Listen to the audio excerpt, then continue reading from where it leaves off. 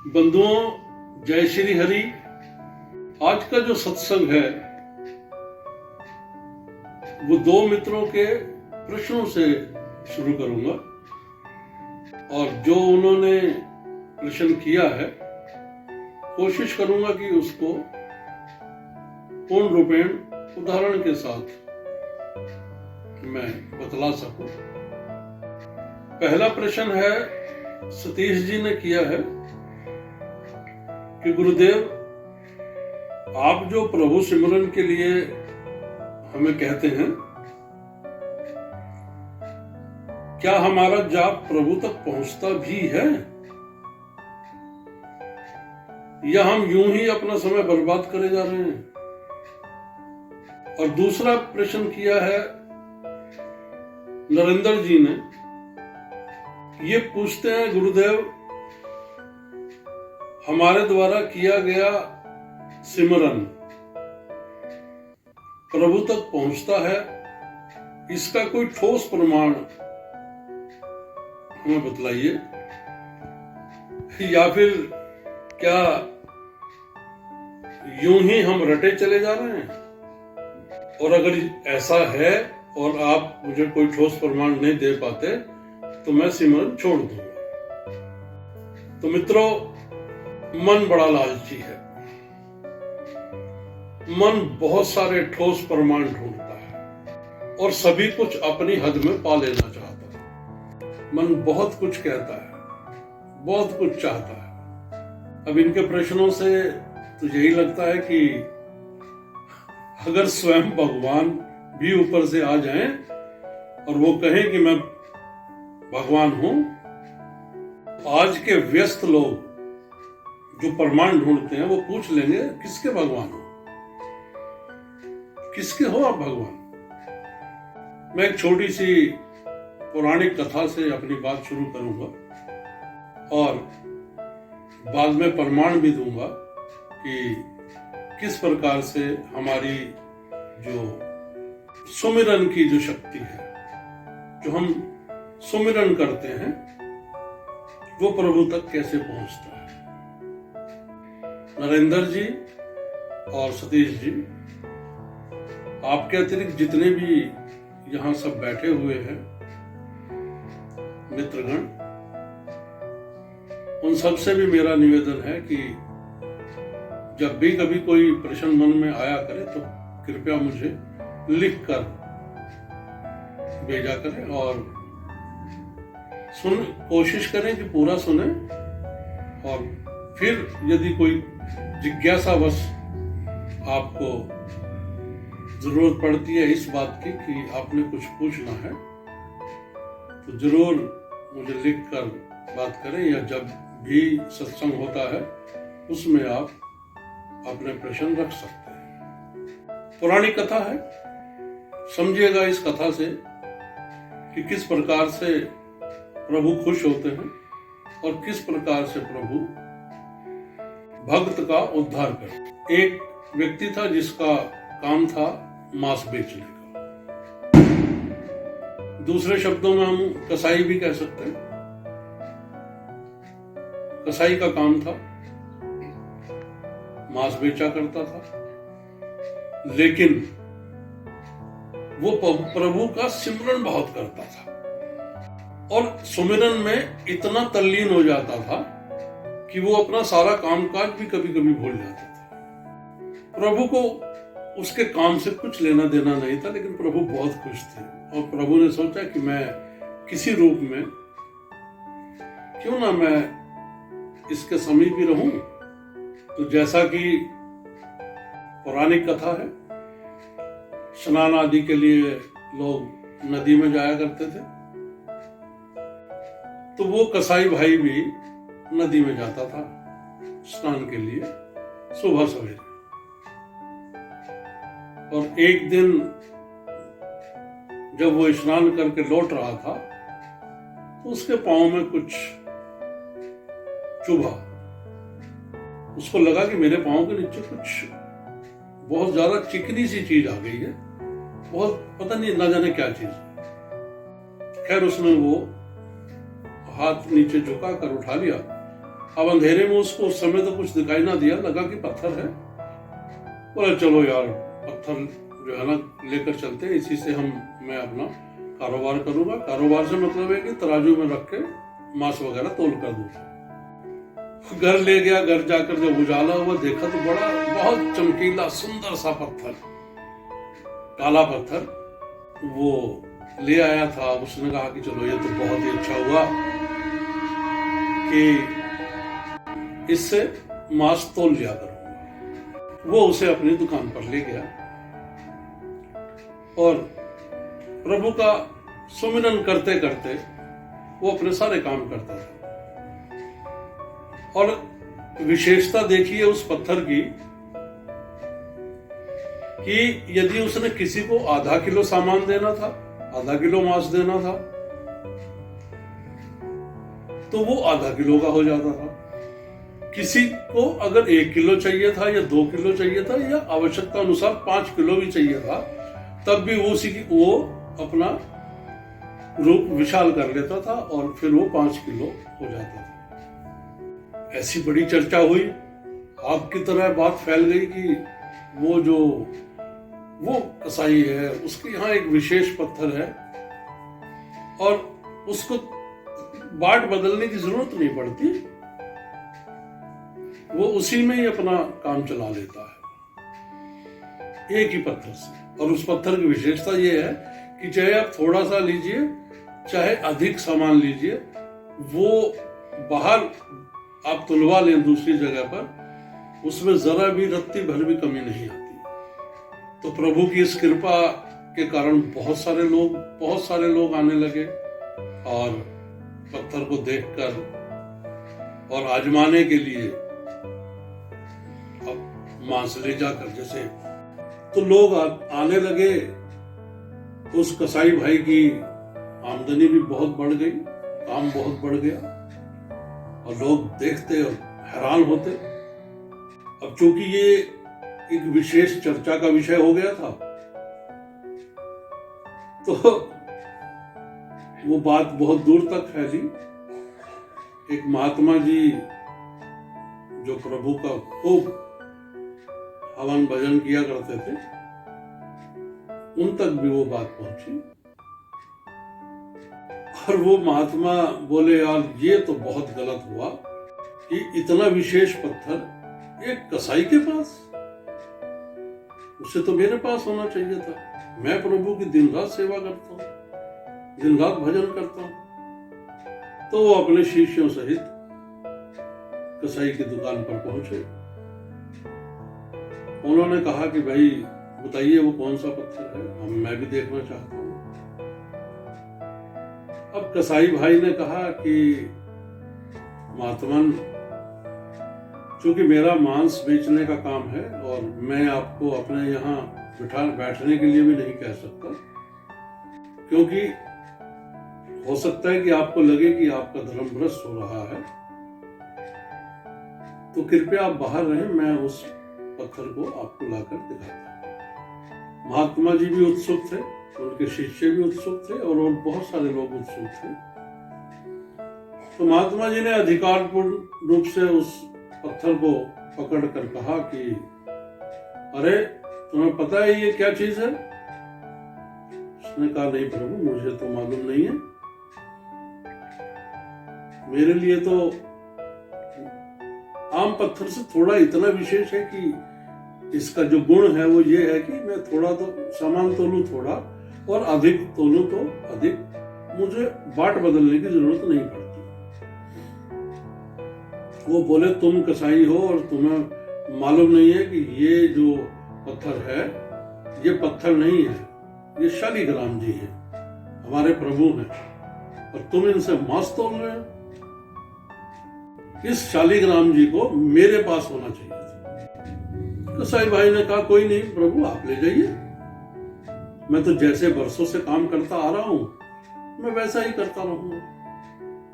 तो वो महात्मन शालिग्राम जी को ले गए और अपने आश्रम में जाकर, जो उनका अपना निवास स्थान था, वहां उन्होंने उनको गंगा जल से पवित्र किया धूप, दीप, अगरबत्ती, जो भी कुछ जिस भी विधि के अनुसार उन्होंने उसको उनकी पूजा की और अपने पास रख लिया। अब उनका नियम था सुबह शाम आरती करना, पूजा करना, या कभी कभी हाथ में लेकर कुछ बातें करना। तो एक रात प्रभु उनके सपन में आए महात्मा जी के कि महात्मन, मैं आपकी जो सेवा श्रुता है उसमें बहुत प्रसन्न हूं और आप मेरे लिए बहुत कुछ करते हैं, लेकिन मेरी विनती है आपसे कि आप मुझे वापस कसाई के पास छोड़ दीजिए। महात्मा ने कहा कि भाई ये तो प्रभु मेरे साथ अन्याय होगा, और आप वहां पर मांस की दुकान में तराजू के एक पलड़े में बैठे हुए आप खुश हैं वहां पर? मैं आपका यहाँ पर इतनी सेवा श्रुता करता हूँ, इतनी उपासना करता हूँ, धूप दीप देता हूँ, भजन कीर्तन होते हैं आपके नाम के। उसने कहा कुछ भी है महात्मा, मुझे तो वहीं छोड़ दीजिए, क्योंकि उसके सुमिरन में जो शक्ति है वो आपके इस नियम में नहीं है। तो यदि आप मुझे स्वयं नहीं ले जाएंगे तो मैं स्वयं चला जाऊंगा। अब महात्मा जी की अचानक नींद खुली और उन्हें लगा कि तो प्रभु ने मुझे बड़ा धर्म संकट में डाल दिया। मन नहीं था, लेकिन प्रभु की बात मानकर वो कसाई की दुकान पर पहुंचे और विनती करते हुए कि भाई ये जो शालिग्राम जी हैं आप इन्हें अपने पास रखें, क्योंकि प्रभु की भी यही इच्छा है कि प्रभु आप ही के पास रहे। मैंने अपना सारा जीवन भक्ति में गुजार दिया, लेकिन आपकी विशेषता तो प्रभु ने खुद गाई है कि आप 24 घंटे प्रभु का सिमरन करते रहते हैं। तो प्रभु की ही आज्ञा हुई कि मैं इनको आपको दे। कहते हुए महात्मा जी ने शालिग्राम जी उस कसाई भाई के हाथ में रख दी। और आप यकीन मानिए कि उस दिन के बाद से उस कसाई भाई ने मांस बेचना बंद कर दिया। जब उनको ये पता लगा कि प्रभु मेरे संग रहना चाहते हैं, और प्रभु भी इस बात से खुश थे कि इतना सुमिरन करने वाला व्यक्ति निष्कपट, बिना किसी स्वार्थ के, बस केवल प्रभु सिमरन, बाकी का जो जीवन है उस कसाई भाई ने दूसरा काम करके गुजारा और प्रभु की सेवा में अपने अंतिम सांस तक लगा। और बाद में वो बैकुंठ धाम पहुंचा। कहिए जय श्री हरि। तो सतीश जी और नरेंद्र जी, ये एक छोटी सी कथा मैंने आपको सुनाई जो पौराणिक है। सिमरन की कितनी शक्ति है ये आपने भली प्रकार जान लिया होगा। और जितना भी आप सुमिरन कर सकते हैं प्रभु का, वो जरूर कीजिए, क्योंकि यही एक ऐसी पूंजी है जो हमारे साथ जाएगी। बाकी सब कुछ यही रह जाएगा, सभी कुछ यही रह जाएगा, कोई साथ नहीं जाएगा। नरेंद्र जी, आपने जो प्रश्न किया उसमें बहुत अहम की बू आ रही है। आप बिना कुछ खोए बहुत कुछ पा लेना चाहते हैं। आपके लिए एक छोटी सी कथा सुनाना चाहता हूं। आप जैसे बहुत सारे और जिज्ञासु भी होंगे, बहुत सारे मित्रों के मन में ये प्रश्न भी होगा जो आपने किया था कि मुझे ठोस प्रमाण चाहिए इस बात का कि मैं जो सुमिरन करता हूं वो प्रभु तक पहुंचता भी है या नहीं पहुंचता। मुझे ठोस प्रमाण चाहिए, और यदि ऐसा नहीं है तो मैं क्यों टाइम अपना खराब करूं, क्यों समय बर्बाद करूं। आप जैसे बहुत सारे मित्रों का ये प्रश्न होगा और स्वाभाविक है, व्यक्ति सोचता है कि बिना किसी कारण के, और जो चीज प्रत्यक्ष दिखाई नहीं देती, प्रभु प्रत्यक्ष दिखाई नहीं देती, तो कैसे मान लूं कि भाई मेरी बात वहां तक पहुंचती है? सामने नहीं है ना। मेरी तरह एक अहंकारी व्यक्ति एक महात्मन के पास पहुंच गया, उसने प्रश्न किया कि ये जो हम कीर्तन करते हैं, प्रभु का नाम जपते हैं, राम राम करते हैं, हरि हरि जपते हैं, महामृत्युंजय का जाप करते हैं, गायत्री का जाप करते हैं, मुझे लगता है कि ये सब व्यर्थ है, हमें ये सब कुछ नहीं करना चाहिए। अब चूंकि महात्मा तो व्यास गद्दी पर विराजमान थे और मैं कुछ दूरी पर खड़ा था, अहंकार से भरा हुआ, चाहता था कि बहुत अच्छा उत्तर मुझे मिले, और मुझे ये भी विश्वास था कि ये जो महात्मा हैं ये मेरी इस बात का जवाब नहीं दे पाएंगे, कोई ठोस प्रमाण नहीं दे पाएंगे। महात्मा ने मुझे कहा कि सुनो,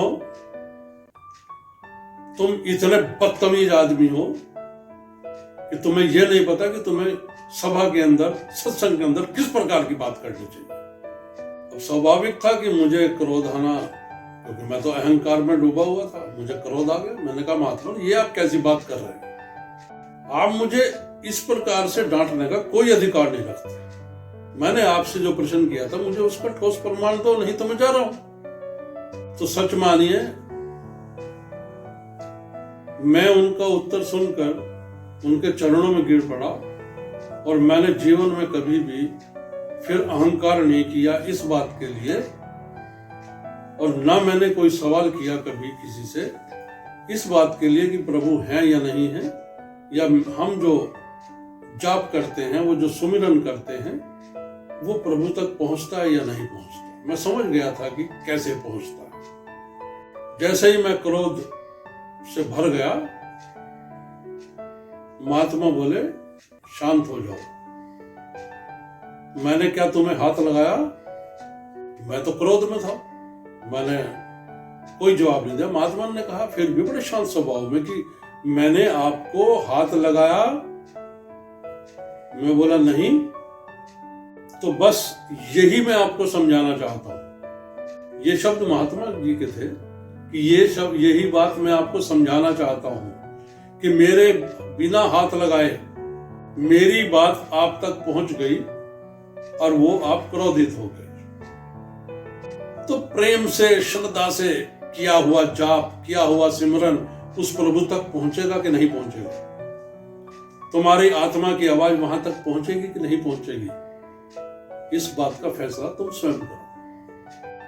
हम जितने श्रद्धापूर्वक भाव से, जितने प्रेम से हम प्रभु का सिमरन करते हैं, उन्हें समर्पित हो जाते हैं, उतना ही अधिक प्रभु हमारे ऊपर, हमारे साथ हो जाते हैं, हम पर उनकी छत्र छाया बनी रहती है। और विश्वास कीजिए कि मैं तुरंत उन महात्मा के चरणों में गिर गया और मुझे समझ आ गया कि शब्दों में कितनी जान होती है, किस प्रकार से हम प्रभु का सुमिरन करें।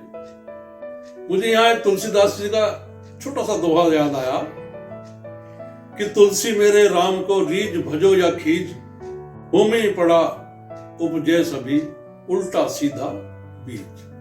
तो मुझे लगता है नरेंद्र जी और बहुत सारे मेरे जो मित्र हैं, उन्हें ये बात समझ आ गई होगी कि हम जो सुमिरन करते हैं, और खाली सुमिरन ही नहीं, हम किसी को भी कोई भी शब्द बोलते हैं, प्रभु को अगर हम,